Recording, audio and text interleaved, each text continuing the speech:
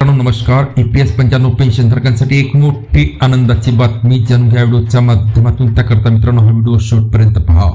मित्रांनो, प्रत्येक कर्मचारी त्याच्या पगारातला काही भाग भविष्यासाठी जमा करत असतो. त्यासाठी कर्मचारी भविष्य निर्वाह निधी संघटना अंतर्गत कर्मचारी पेन्शन योजना म्हणजे EPS फायदेशीर ठरते. रिटायरमेंट नंतरच्या रोजच्या उत्पन्नाचा महत्वाचा आधार म्हणून ही योजना चांगली मानली जाते. नुकताच केंद्र सरकारने कर्मचारी पेन्शन योजनेबद्दल अधिसूचना जारी केल्यानंतर पेन्शनचे गणित कसं होतं याबद्दल अनेक कर्मचाऱ्यांमध्ये उत्सुकता निर्माण झाली आहे. तर 10 वर्षाची सेवा पूर्ण केल्यानंतर महिन्याला किती पेन्शन मिळेल हा प्रश्न अनेकांना पडलेला आहे. EPFOच्या नियमानुसार रिटायरमेंट नंतर रोजची मासिक पेन्शन तुम्हाला हवी असेल तर किमान 10 वर्ष पेन्शन पात्र सेवा गरजेची आहे. कर्मचारी 58 वर्षाचे झाल्यानंतर ही पेन्शन सुरू होते. इच्छुकांना 50 वर्षांनंतर काही कपातीसोबत अर्ली पेन्शनचा पर्याय उपलब्ध आहे. पण 10 वर्षापेक्षा कमी सेवा असतील मासिक पेन्शन मिळत नाही. अशा वेळी कर्मचारी स्कीम सर्टिफिकेट घेऊन पुढील नोकरीत सेवा जोडू शकतो किंवा EPS मधील रक्कम एक रकमी काढू शकतो. EPFOच्या सूत्रानुसार मासिक पेन्शन बरोबर पेन्शन पात्र वेतन आणि पेन्शन पात्र सेवा भागिले 70.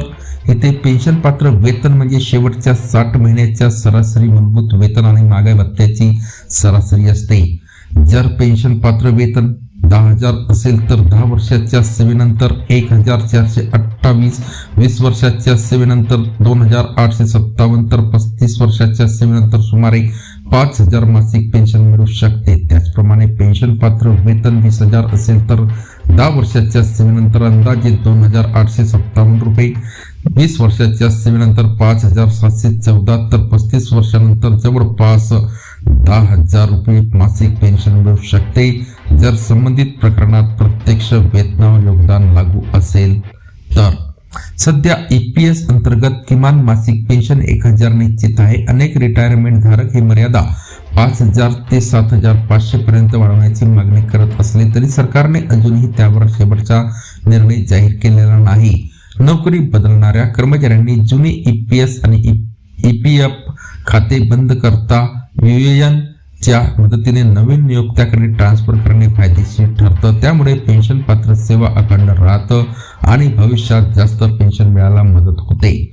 मित्रांनो, व्हिडिओ आवडला असेल तर नक्की लाईक करा, चॅनलला सबस्क्राईब करा आणि ही माहिती आपल्या सर्व मित्र परिवाराला सुद्धा शेअर करायला विसरू नका, जेणेकरून त्यांना सुद्धा ही माहिती कळेल. तर पुन्हा भेटूया नवीन अपडेट्स पुढच्या व्हिडिओमध्ये. धन्यवाद.